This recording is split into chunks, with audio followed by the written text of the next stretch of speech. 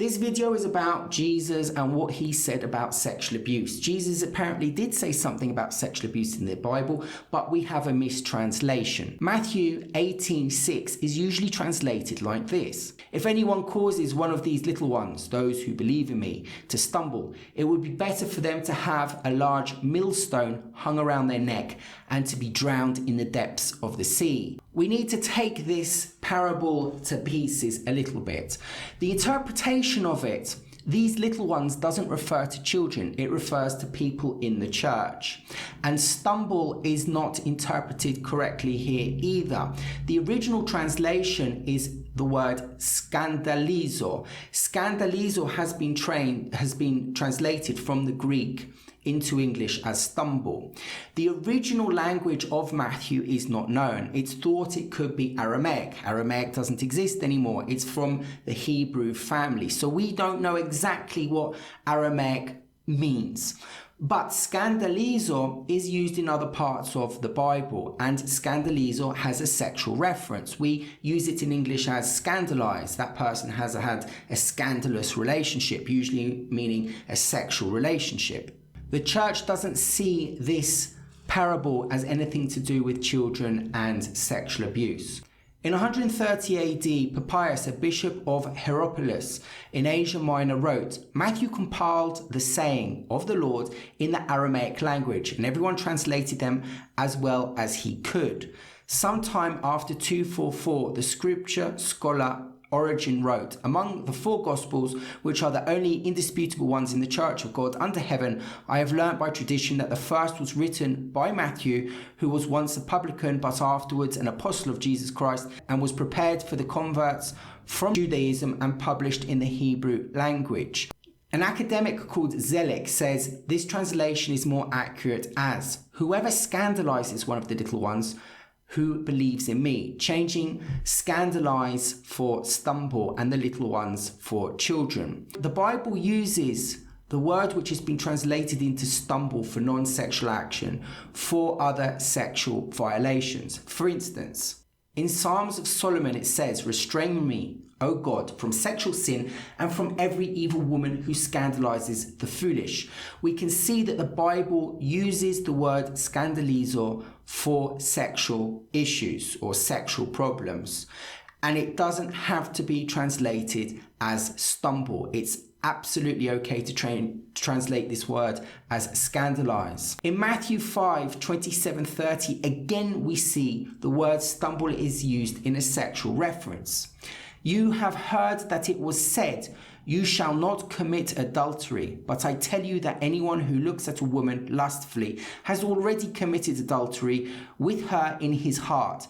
If your right eye causes you to stumble, gouge it out and throw it away."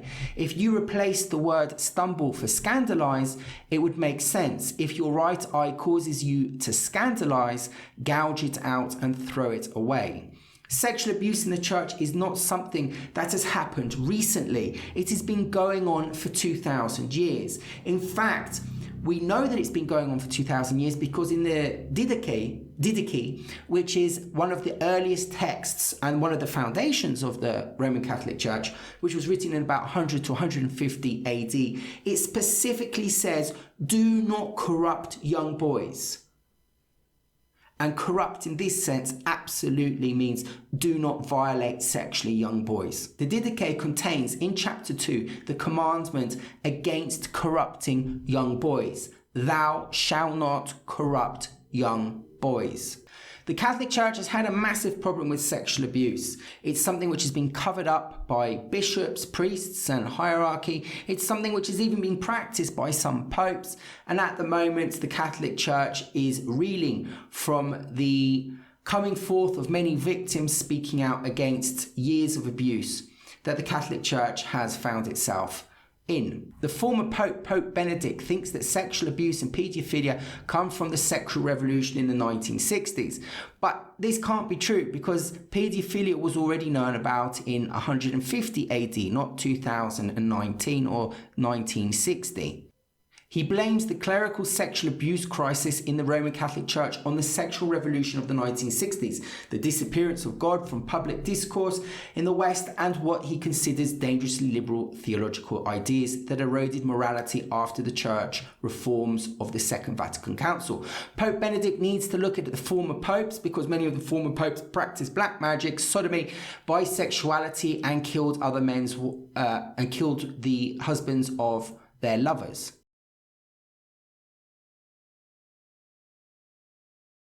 Among his claims, Benedict wrote that the sexual revolution deemed paedophilia as allowed and appropriate, and that the landmark social protests in 1968 for all-out sexual freedom, as well as sex education for young children and nudity in advertising, prompted a mental collapse that he linked to a propensity for violence. I've never known anyone that's gone to a museum looking at old masters' work of nudes and naked women to suddenly get very violent and start to thrash people, slice people, and to commit adultery, rape, and paedophilia. It's just simply not true. There's a difference between nudity and naked. You know, naked is when somebody isn't nude. Nudity is the appreciation of the body, and naked is sort of when you don't have permission to see that nudity because you are trespassing into someone's privacy. Pope Francis doesn't agree with the former pope, who has instead blamed a systemic abuse of power and an unhealthy adoration of authority within the church's hierarchy for the crisis. That's much closer to the point, but it still doesn't nail it on the head. Paedophilia is something which has existed, I reckon, from time immemorial. It's also been linked to child ritual sacrifice. Child ritual sacrifice has existed in humanity since the beginning. It's a form of nihilism. Nihilism is an absence of, let's say, consciousness, if you like. And the world is in this flux or this balance between consciousness and nihilism. Nihilism can be expressed today as paedophilia. How does this happen? Because a nihilistic behavior would be to destroy purity, and children are pure. Also, paedophilia has an agenda on a metaphysical level, because paedophilia is something which is done by the elite in different areas of society. For instance, the police, the health, the royal family, the aristocrats, religion.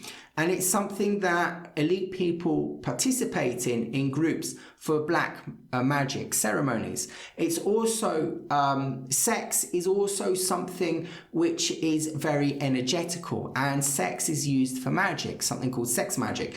When you do something like paedophilia, you are breaking taboos. And within magic, one of the ways to do magic is to break taboo, because you open your mind and you no longer are beholden to morals and ethics, which then allows you to go and do things and basically be free. But it's not a form of freedom, it's actually a form of psychopathy.